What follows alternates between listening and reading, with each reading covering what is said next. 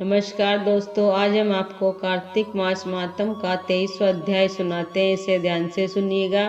23वां अध्याय वर्णन आंवला तुलसी जान, पढ़ने सुनने से कमल हो जाता कल्याण।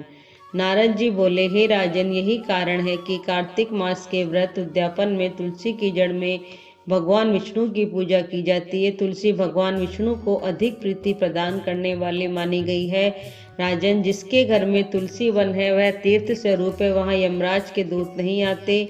तुलसी का पौधा सदैव सभी पापों का नाश करने वाला तथा अभिष्ट कामनाओं को देने वाला है। जो श्रेष्ठ मनुष्य तुलसी का पौधा लगाते हैं वे यमराज को नहीं देखते। नर्मदा का दर्शन, गंगा का स्नान और तुलसी वन का संसर्ग, ये तीनों एक समान कहे गए हैं। जो तुलसी के मंजरी से संयुक्त होकर प्राण त्याग करता है वह सैकड़ों पापों से मुक्त ही क्यों न हो तो भी यमराज उसकी ओर नहीं देख सकते।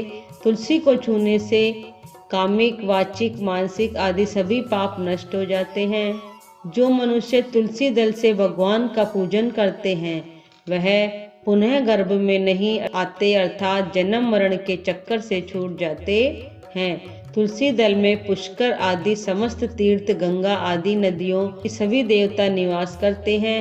हे राजन, जो मनुष्य तुलसी के काष्ठ का चंदन लगाते हैं उन्हें सहज ही मुक्ति प्रदान हो जाती है और उन द्वारा किए गए पाप उनके शरीर को छू भी नहीं पाते।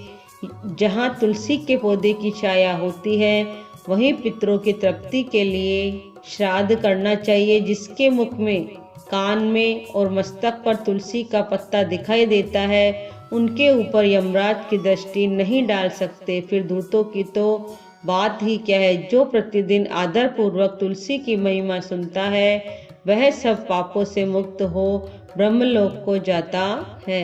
इसी प्रकार आंवले का महान वृक्ष सभी पापों का नाश करने वाला है। आंवले का वृक्ष भगवान विष्णु को प्रिय है। इसके स्मरण मात्र से ही मनुष्य गोदान का फल प्राप्त करता है। जो मनुष्य कार्तिक में आंवले के वन में भगवान विष्णु की पूजा तथा आंवले की छाया में भोजन करता है उसके भी पाप नष्ट हो जाते हैं। आंवले की छाया में मनुष्य जो भी पुण्य करता है वह कोटि गुना हो जाता है। जो मनुष्य आंवले की छाया के नीचे कार्तिक में ब्राह्मण दंपति को एक बार भी भोजन देकर स्वयं भोजन करता है वह अन्न दोष से मुक्त हो जाता है। लक्ष्मी प्राप्ति की इच्छा रखने वाले मनुष्य को सदैव आंवले से स्नान करना चाहिए। नवमी, अमावस्या, सप्तमी, संक्रांति, रविवार, चंद्रग्रहण तथा सूर्य ग्रहण के दिन आंवले से स्नान नहीं करना चाहिए।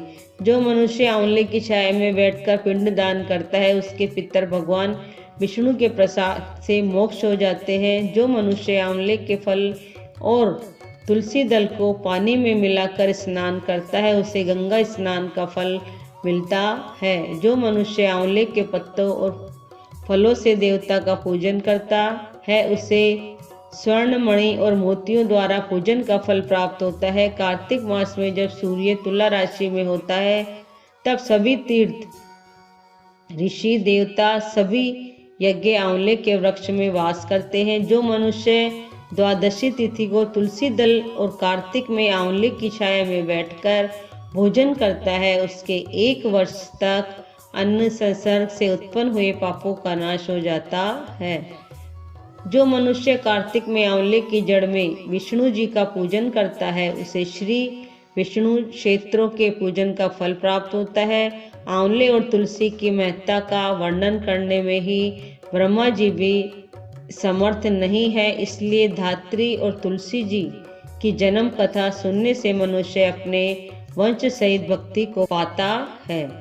यहाँ कार्तिक मास मातम का 23वां अध्याय समाप्त होता है। आप इसे लाइक कीजिए और चैनल को सब्सक्राइब कीजिए। जय जय श्री राधे।